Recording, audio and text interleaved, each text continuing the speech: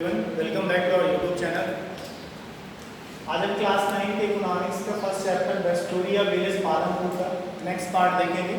इसके पहले के पार्ट में हमने देखा था, उसमें क्वेश्चन पूछा गया था, is their way one can grow more forms the same land? क्या एक ही ज़मीन पे बहुत सारी चीज़ें हम उगा सकते हैं या फार्मिंग कर सकते हैं बहुत सारी चीज़ों का?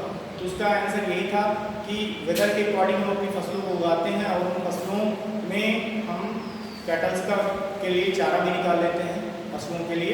तो ये दो तरीके होते हैं, या गन्ने की फसल हम उगा लेते हैं, तो गन्ने की फसल को उगाने के बाद जो उससे गुड़ बनता है उसको हम मार्केट में सेल कर लेते हैं। तो ये सब प्रोसेस होते हैं जिसके थ्रू हम रॉ मटेरियल से प्रोडक्ट बना सकते हैं, नया प्रोडक्ट, और उस नया प्रोडक्ट को मार्केट में सेल कर सकते हैं।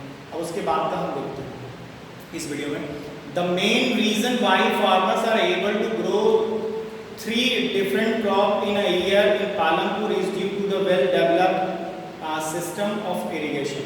कह रहे हैं कि यहाँ पर प्रमुख कारण लोगों के पालमपुर के लोगों का साल में 3 फसलों को उगाने का प्रमुख कारण सिर्फ यही था कि यहाँ सिंचाई की पर्याप्त मात्रा उपलब्ध थी।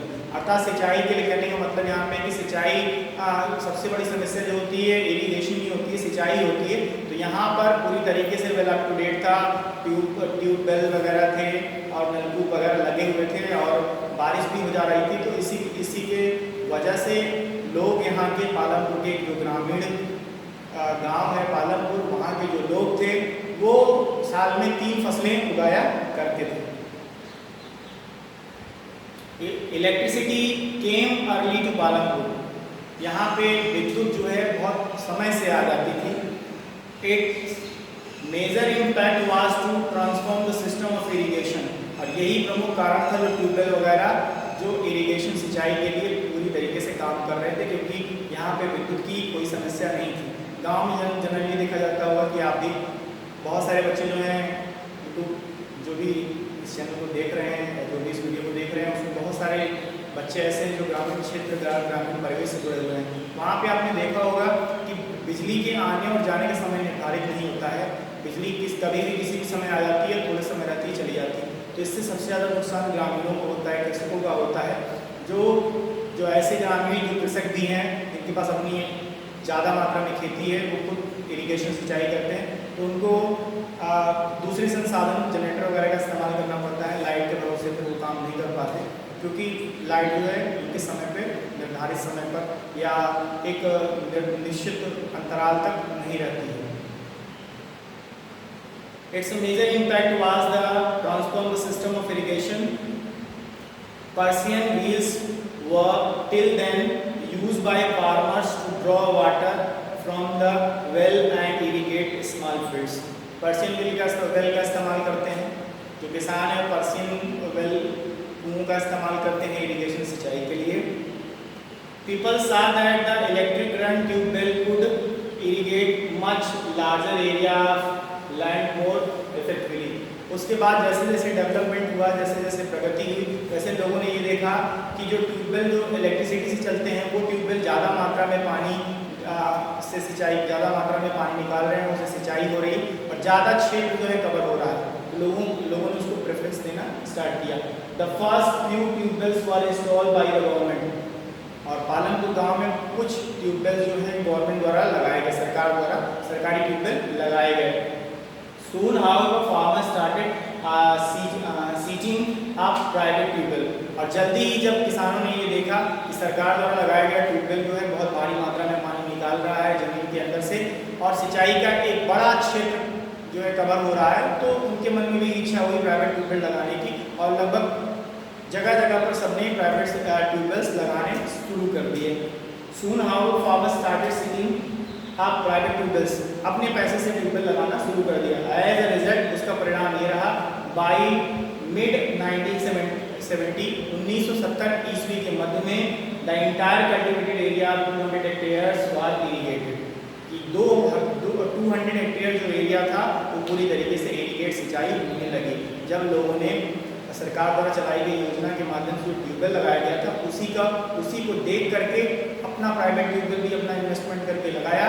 तो पालमपुर गांव की जो 2 हेक्टेयर की जमीन थी वो पूरी तरीके से इरिगेट होने लगी। अब इसमें रेक्टेंगुलर बॉक्स दिया गया है, इस रेक्टेंगुलर स्क्वायर बॉक्स दिया गया है, इस स्क्वायर बॉक्स में कुछ कंडीशन दी गई है, उसको देख लेते हैं। Not all villages in India have such high level of irrigation. ये भी सही बात कह रहे हैं कि भारत में बहुत सारे ऐसे गांव हैं जहां की सब सुविधाएं अभी भी अवेलेबल नहीं है। Apart from the riverine plains, coastal regions in our country are well irrigated. कह रहा है कि जहाँ पर बारिश की ज़्यादा संभावनाएं होती हैं, यहाँ पे या जहाँ पे वाटर का लेवल जो है थोड़ा सा ऊपर है, वहाँ पे इरिगेशन सिंचाई बहुत अच्छी तरीके से होती है। इन contrast plateaus regions such as the Deccan plateaus have low level of irrigation। कह रहा है कि कंट्रास्ट रीजन में डेक्कन प्लेटूज वगैरह में इरिगेशन का की जो फ्लुएंसी है वो स्लो है, ठीक है। क्यों? क्योंकि वहाँ पे वाटर का जो लेवल है वो बहुत कम है।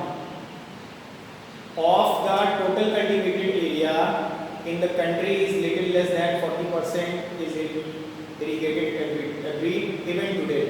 बोल रहा है कि आज भी हमारे देश में 40% एरिया ही इरिगेट होते हैं, सिंचाई हो पाती है उनकी। In the remaining areas farming is largely developed on rainfall. बोल रहा है कि भारत एक ऐसा इतना विशाल देश है, इस देश में आज भी 40%, इतनी सुविधा होने के बाद भी 40% खेती जो होती है वो अच्छे पानी लेकर के होती है। अपना सिंचाई का माध्यम जो है बहुत अच्छा है। 40% फील्ड जो है उनको पानी पर्याप्त मात्रा में मिलता रहता है, वहाँ फसलें अच्छी होती है। लेकिन जो 60% 60% एरिया बच रहा है वो भी आज, जिसको हम कहते हैं भगवान भरोसे, यानी रेनफॉल, बारिश के भरोसे है। अगर बारिश होती है तो उनको सिंचाई के लिए जल मिलता है, और बारिश नहीं होती तो उनको सिंचाई के लिए पानी नहीं मिलता है। To grow more than one crop on a piece of land during the year is known as multiple cropping। पहले जब लोगों ने इसको शुरू किया कि एक ही खेत में एक से अधिक फसलों को उगाना, तो ये प्रचलन उतना प्रभावी नहीं था। धीरे धीरे जैसे जैसे इसमें प्रोडक्शन ज़्यादा होने लगा, इसलिए लोगों की रुचि बढ़ने लगी, तो इस प्रचलन को और आगे बढ़ाया गया और इसको नाम दे दिया गया मल्टीपल क्रॉपिंग। मल्टीपल क्रॉपिंग फिर से मैं एक्सप्लेन कर दे रहा हूँ मल्टीपल क्रॉपिंग है क्या। मल्टीपल क्रॉपिंग का मतलब सपोज दैट आपके पास 1 बीघा जमीन है, तो उस 1 बीघे जमीन को आपने कई टुकड़ों में कर दिया। 20 हिस्से की जमीन है, आप सपोज करिए आप 1 बीघे की जमीन है या 20 हिस्से की ही जमीन है आपके पास, तो उसमें आपने उसको कई टुकड़ों में डिवाइड कर लिया। आपने कुछ वेजिटेबल्स बोल दिए, उसमें कुछ फ्रूट्स लगा दिए, कुछ जो सीजन के अकॉर्डिंग जो है आपने फसलें लगा दी। जैसे खरीफ की फसल लगा दी आपने, खरीफ का सीजन चल रहा है, रबी का सीजन चल रहा है, रबी की फसल लगा दी। तो इस तरह आप फसलें उगाना, तो ये मल्टीपल क्रॉपिंग होती है।